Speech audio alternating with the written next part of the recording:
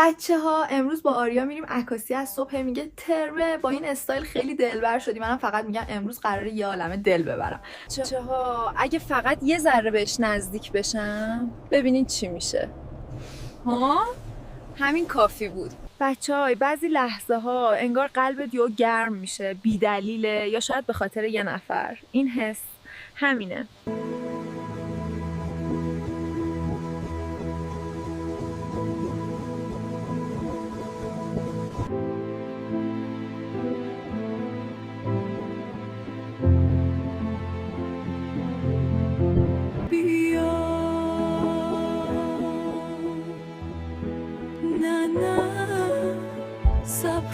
آریا ببین، این همون لباس جدید است که خریدم، ولی فکر کنم رو تو بیشتر از عکساش اثر داره. خب بگیرش قبل از اینکه فرار کنم.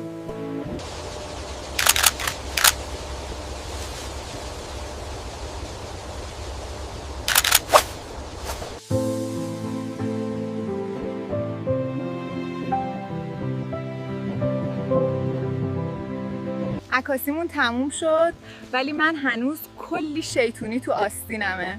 مراقب باشین. بچه‌ها یه خبر دارم، این راننده‌مون زیادی جذابه، دارم کنترل از دست میدم ولی هیس نذاریم بفهمه.